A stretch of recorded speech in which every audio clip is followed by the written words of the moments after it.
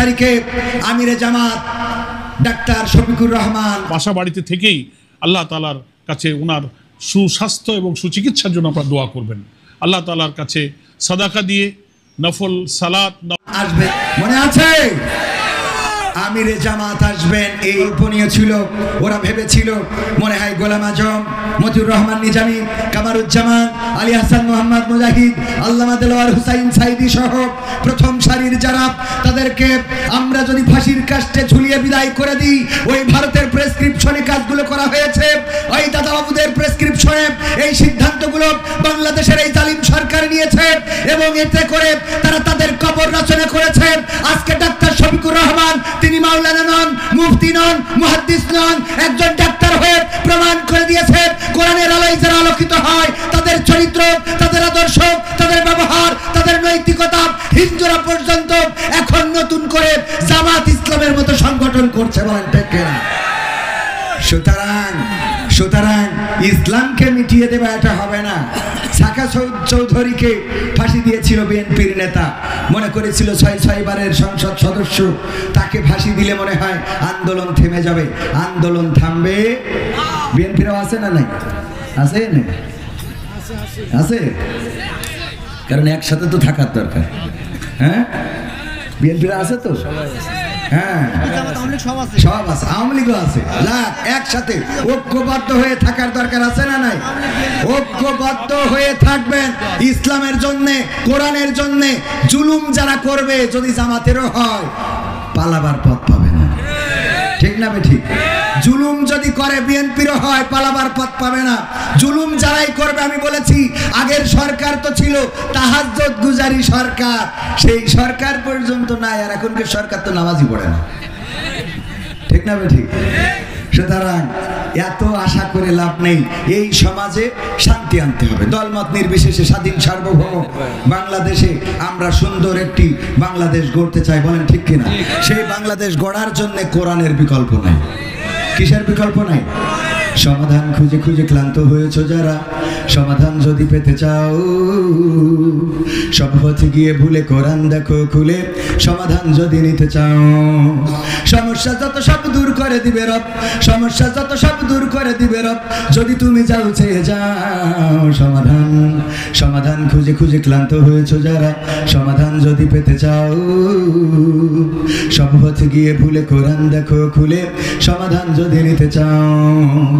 কোরআন ধরি না বলে, কোরআন পড়ি না বলে চারিদিকে হই লাঞ্ছিত, কোরআন জানি না বলে, কোরআন মানি না বলে সব অধিকার বঞ্চিত।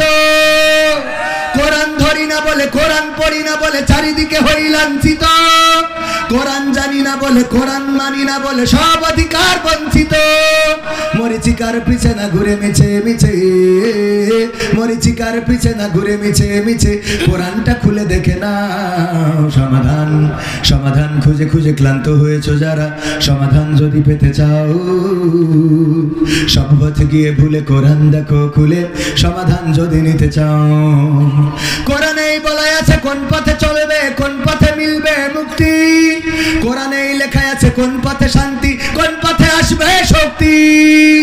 কোরআনেই বলা আছে কোন পথে চলবে, কোন পথে মিলবে মুক্তি, কোরআনেই লেখা আছে কোন পথে শান্তি, কোন পথে আসবে শক্তি। আলে আর আলোয় প্রতারিত না হয়ে, আলে আর আলোয় প্রতারিত না হয়ে কোরআনটা খুলে দেখে না সমাধান। সমাধান খুঁজে খুঁজে ক্লান্ত হয়েছো যারা, সমাধান যদি পেতে চাও সব পথে গিয়ে ভুলে কোরআন দেখো খুলে, সমাধান যদি নিতে চাও। কোরআনেই খুঁজে পাবে সংসার নীতি, আর কি হবে রাষ্ট্রের নীতি, কোরআনের আইন চললে দেশে দূর হবে সব দুর্নীতি। কোরআনেই খুঁজে পাবে সংসার নীতি, আর কি হবে রাষ্ট্রের নীতি, কোরআনের আইন চললে দেশে দূর হবে সব দুর্নীতি।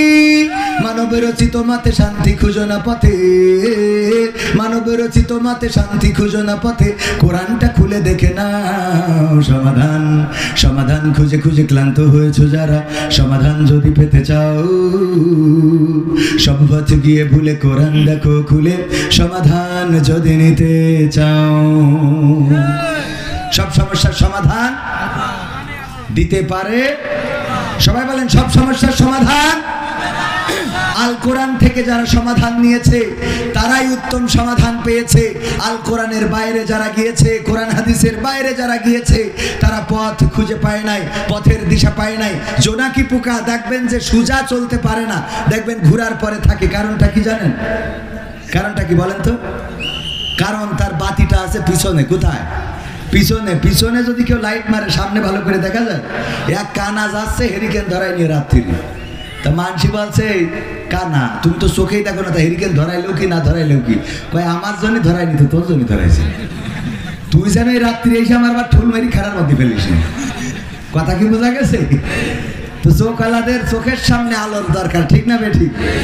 কানার অত না হইলেও চোখ আলাদের আলোটা সামনে দরকার, আছে না নাই? যাতে করে অন্তত ওই কানারে ঠুল না মারে। তো আমাদের আলো হলো কোরআন। এই কোরআন থেকে আমরা আলো নিতে চাই না। আল্লাহ রাব্বুল আলামিন কোরআনের সব সমস্যার কথা সবিস্তারে বলে দিয়েছেন। চোর চুরি করলে শাস্তি কি? হাত কাটা। এখানে যদি আমি বুসা হাত নিয়ে আসতাম কবির বিন সামাদ, আর এসে বলতাম ভাইয়েরা চুরি করো না, আপনারা বলতেন কবির বিন সামাদ হাতের অবস্থা ওইখানে, বলতাম আখ মাড়াই করতে যেয়ে মেশিনের মধ্যে ঢুকে রস এ পাটা লেগে গেল। আপনারা বলতেন হুজুর যাই বলেন, আপনি কিন্তু সোচ ছিলেন একসময়, ঠিক না বেঠিক? এটাই হলো কোরআনের আইন। এটা একটা কাটা হইলে আমার সভাপতি আমার বাইজিদ ভাই, এই যে ভাই বলছে হেদায়েতের বয়ান করেন, এগুলো তো হেদায়েতের বয়ান। এতে যদি একটা হাত কাটা থাকতো, কোরআনের আইন সংসদে কায়েম হয়ে গেছে, চুরি করেছে এক হাত কেটে দিয়েছে, স্টেজের সামনে বসতো, ওই মধ্যে এসে চুপ করে বসে থাকতো, ঠিক না বেঠিক? চেয়ারম্যানের কাটলে, মেম্বারের কাটলে, মসজিদের ইমামও যদি চুরি করে, অনেক সময় দেখা যায় যে গোরস্থানের টাকাও নাকি সভাপতি মেরি খায়। খায় না? খায় না? আছে না না? তো এই ইমাম মসজিদের সভাপতি যদি একবার হাত কাটা হতো, পরবর্তীতে সভাপতির দায়িত্ব নিতে গেলে অন্তত 80 বার ভাগতো, ঠিক না বেঠিক? এই হলো কোরআনের আইন। যদি জেনা করে, কোরআনের আইনের শাস্তি কি? যদি বিবাহিত হয় তাইলে সঙ্গে ছাড় করা, যদি অবিবাহিত হয় এদের জন্য একটু ছাড় আছে, আল্লাহ একটু অফার দিয়েছে যে তোদের নেটওয়ার্কের বাইরে যাওয়ার সম্ভাবনা আছে, এই জন্য 100 বেত্রাঘাত। কয়টা? 100 বেত্রাঘাত। তাও কুপান হবে কোনো মানে দেখা দেখি না। ওমর রাদিয়াল্লাহু তাআলার মতো যে সন্তান মদ্যপান করেছে, বেত্রাঘাত করবে, হাকিমকে বললো যে না তুমি না, আমি করবো, আমার সন্তান। তুমি হয়তো মনে করতে পারো প্রেসিডেন্টের সন্তান, সুতরাং তোমারে আমি করতে দেব না। ওমর রাদিয়াল্লাহু তাআলা নিজ সন্তানকে বেত্রাঘাত করলেন। 50টা আঘাতের পরে ইন্তেকাল করলো, বাকি 50টা বেত্রাঘাত আবার কবরের পরে করে দিলেন। এমন বেত্রাঘাত করতে হবে, কার্পণ্য করা যাবে না। যদি কেউ জেনা করে, যদি কেউ ব্যভিচার করে, যদি কেউ ধর্ষণ করে, ওই যে কয়েকদিন আগে পত্রিকা, টেলিভিশন নিউজ, আপনার অনলাইন সোশ্যাল মিডিয়া দেখলাম, গাজীপুরে না কোন জায়গায় জানো, এক মাদ্রাসার মুহতামিম না সুপারিনটেন্ডেন্টের কাছে গিয়েছে ফতোয়া নেওয়ার জন্য যে স্বামী তালাক দিয়ে ফেলেছে, এখন কি করা যায়? বলেছে তোমার এখন হিল্লা বিয়ে দিতে হবে। তা কি করা যায়? হিল্লা বিয়ে তাহলে আমার সাথেই করো। ওর সাথে হিল্লা বিয়ে করার পরে ও মাশাআল্লাহ বিয়ে করে নিয়ে আবার মসজিদের সিঁড়ির ওই যে পাটাতন আছে ওখানে তারপরে যা করার করেছে, 1 ঘন্টার মাথায় আবার তালাক দিয়েছে। কয় এইবার তুমি যাও, মোটামুটি তোমার লাইন সব ক্লিয়ার করে দিলাম। নাউজুবিল্লাহ বলবেন? চোখে পড়েছে আপনাদের? পড়েছে কি না? আবার বললেন না যে বানাই বলতেছি। কত বড় জাহেল এই ইমাম! সে যদি মুয়াজ্জিন